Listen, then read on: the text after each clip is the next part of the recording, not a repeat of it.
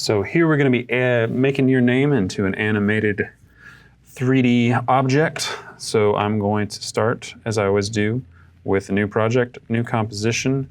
We're going to call this 3D name, and I want to leave all these things alone. The only thing that I'm going to change that you might need to is going to be down here. We're going to do it at 5 seconds. So you can put 5 or 0.5, I think, and you'll be okay. It doesn't need to be very long. And over here in 3D render, make sure you're on Cinema 4D. It's going to be our 3D renderer. We're going to hit OK. And make sure you save your work.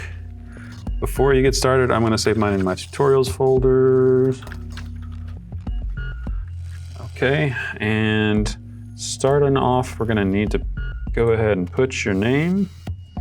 And I have gone ahead and put mine in this Halyard text font, which is a font I found by going to the Adobe font website, which is part of your subscription. So if you want to look it up, you can see what it will look like, which is pretty useful.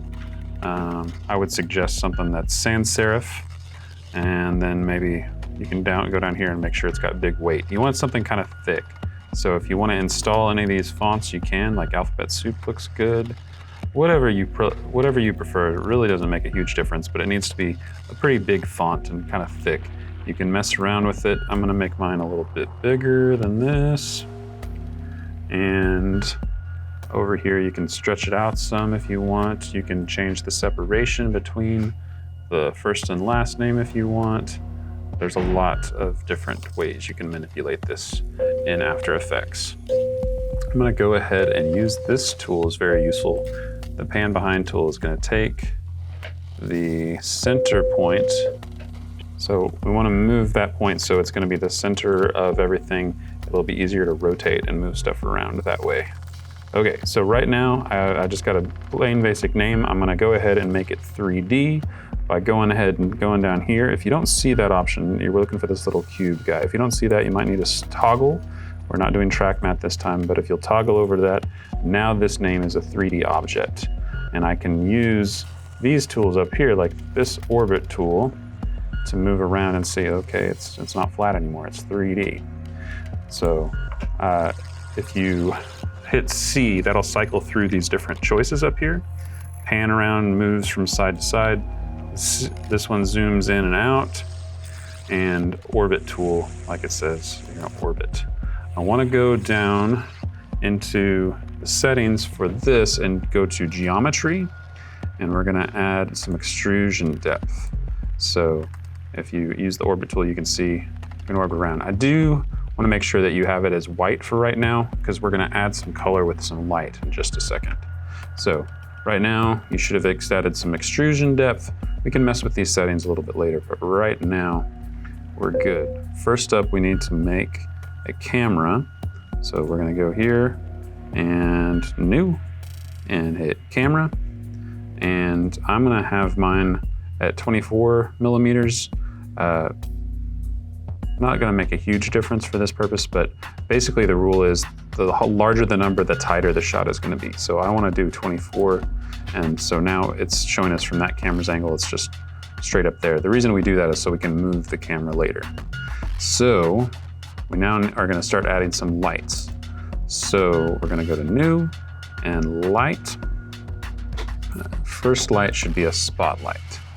And then I can go ahead and change that color if I want. I'm gonna, let's say, make the first one kind of a lightish blue.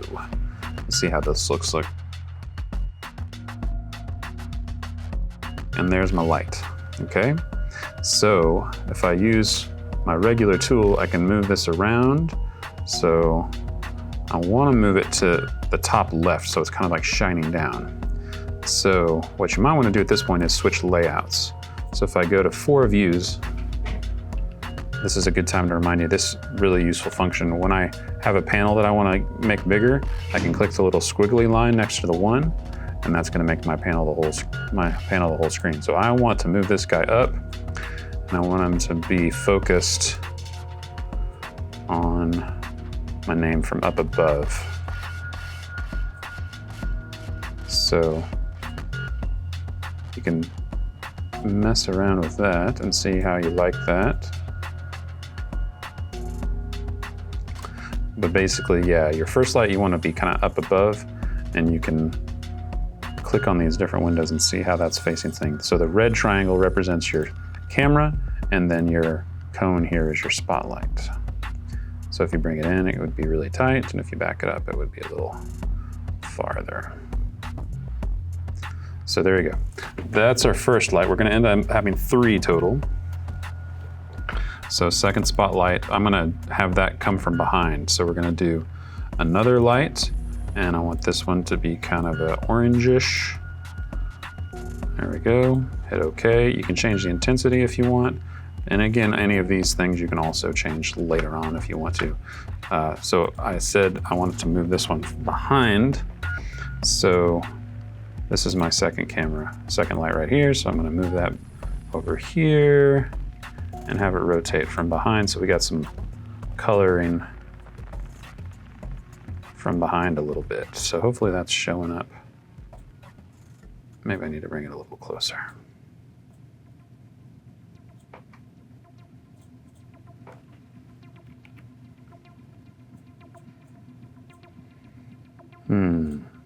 Maybe I need to make that brighter. Oh, too bright. Okay, so if you ever get overwhelmed with all these different like grid things, you can also go to View and turn off Show Layer Controls. I guess that only did it for the one. So that one, let's try that. There we go. So that you get a better idea of the orange showing up there if you move it around. That way you can see it from the back. Okay, my last light, I'm gonna make it, I don't know, see what looks best. I'm gonna go to light, and this time instead of doing spotlight, I'm gonna do ambient light.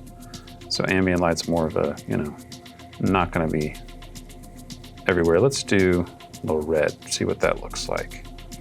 So if I hit OK, that's way too bright. It's kind of overpowering everything. And we don't see a cone or anything for that. An ambient light just kind of brightens everything. I'm gonna turn my intensity way down to that, because I just want like a little subtle coloration. And if you decide you don't like the color, you can change that at any point. So that just made it a little brighter. Let's do some green lights. Maybe that'll be okay. Okay. I don't know if that's my best combination ever, but that gives you an idea. And if you want to look around, you can kind of see how it's affecting everything. So my yellow light is on the back, my blue light's on the front. If you want to brighten everything up, you can use the ambient light. Maybe white is the way to go. Anyway, it's up to you. You can mess around with your combinations as much as you want. Another fun thing that I like to do here is mess a little bit more with the shape of my letters, and that you can do by going to your name. Back here under geometry options, there's bevel style. I like angular, but you can mess around with those as you want. And you can mess with the bevel depth. That looks cool. You can change how much the holes between your letters are beveled. You can add some more depth if you feel like it's necessary. Either way, it's all customizable to you as long as you have the basics of what we're trying to do here. So last but not least, well, no, not quite last, we're gonna go mess with the camera and animate the camera, because right now it's still. So what I'm gonna do is I'm gonna use the orbit tool first, and I'm gonna get down here. So we're starting below. So I wanna be below the front. So I wanna be like that. There we go, so we're kind of looking up. I'm gonna turn off those grids for the moment. And to get some movement going, I'm gonna be adding some keyframes to the camera. So under transform, we're mainly looking at point of interest and position. So I'm gonna click both of those, and it's creating a keyframe for both of those. So that's my starting position, is right underneath. And then I'm gonna move down. And if you want this to move a little faster, you can turn on the draft mode. That'll speed things up quite a bit. I'm gonna use the orbit tool to circle up, and I wanna get my name kind of front and center at the end. So let me use all the tools. I want it to be in the middle, and you can position that however you like. There you go.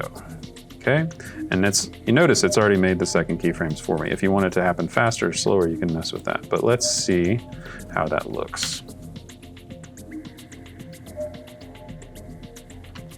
I'm pretty happy with that. You want to make sure that you have your whole name in frame. So if maybe you need to, looks like I need to zoom out a little bit so I don't miss my name in frame.